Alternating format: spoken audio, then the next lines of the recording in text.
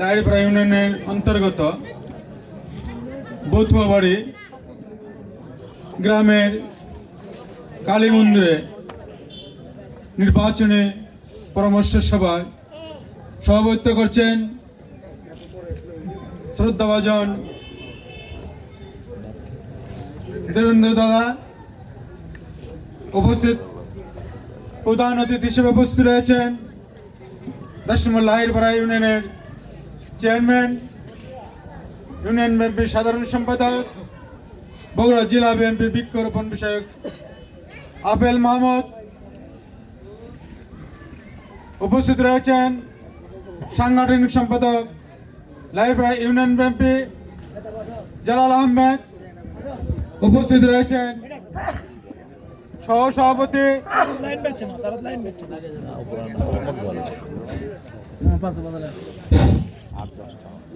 সভাপতি আলিউল রিজা। উপস্থিত রয়েছেন বিএনপির বিভিন্ন পর্যায়ের নেতৃবৃন্দ, অঙ্গ সংগঠনের নেতৃবৃন্দ।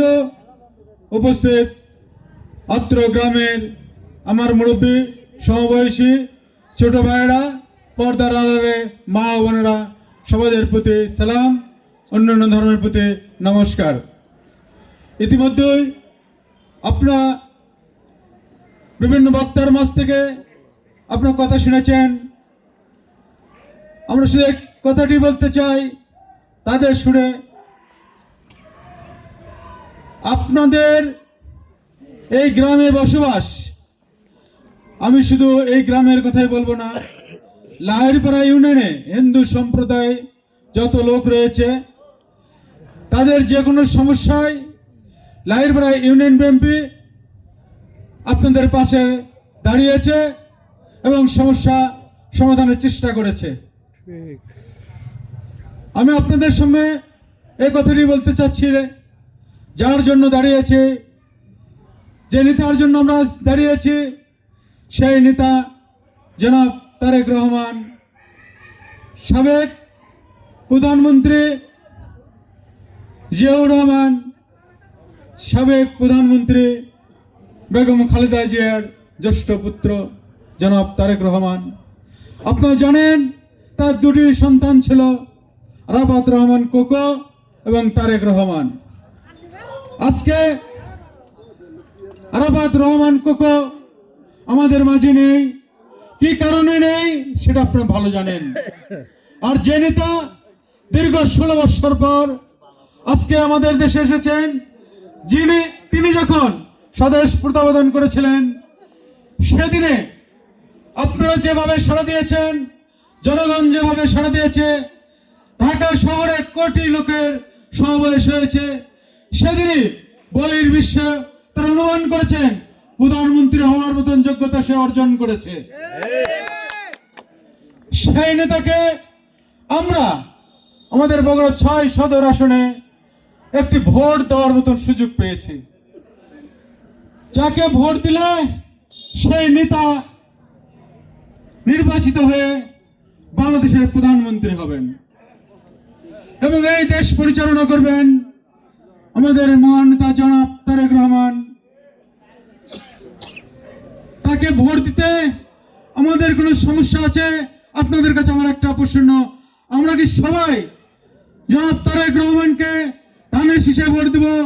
এই কথাটি এই জন্য আপনাদের কাছে বলছি, আমি আপনাদের কাছে জানতে চাই, আমাদের নেতারা বক্তব্য দিয়েছেন, আপনারা তো ধানের শীষে ভোট দিবেন, আপনারা ধানের শীষে ভোট দিবেন?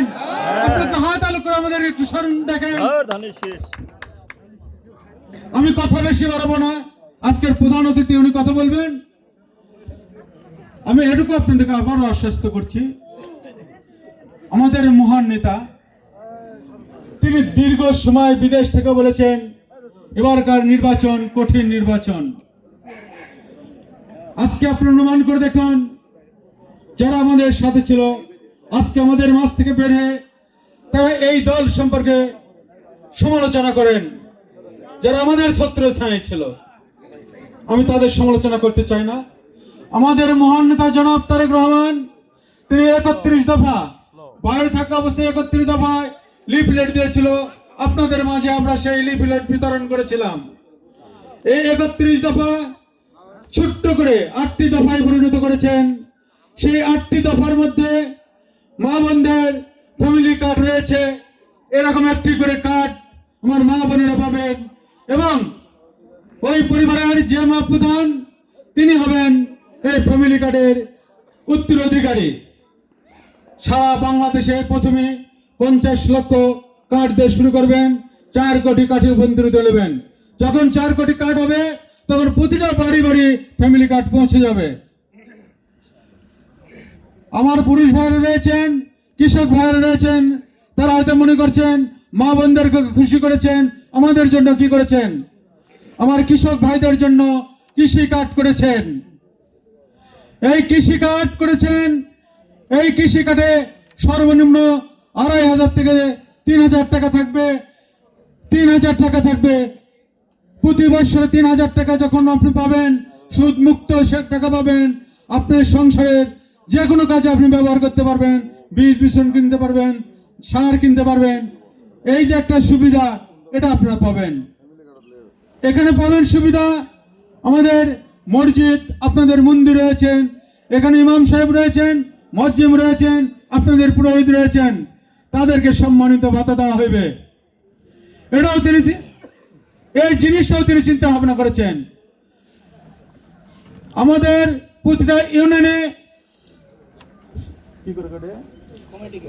কমিটি ক্লিনিক রয়েছেন। এই কমিটি ক্লিনিকে হাসপাতালে রূপান্তরিত করা হবে। সেখানে একজন এমবিবিএস ডাক্তার থাকবেন, তিনি সর্বসময় এই এলাকার ওই কমিউনিটি সেন্টারের অধীনস্থ যেগুলো এলাকা রয়েছেন সেখান থেকে একজন ডাক্তার থাকবে, রোগী দেখবেন, সাময়িক আমরা চিকিৎসা পাবো। এইভাবে 8টি সুবিধা এই জনগণের জন্য উনি প্রথমে চিন্তা ভাবনা করেছেন। যাই হোক, আমি আর কথা বলাচ্ছি না, রাত অনেক হয়েছে। আপনার এই কনকনে শীতের মধ্যে আপনারা বসে রয়েছেন। সবাইকে ধন্যবাদ জানিয়ে আমি আমার কথা বলে এখানে শেষ করছি। সবাইকে সালাম, আসসালামু আলাইকুম।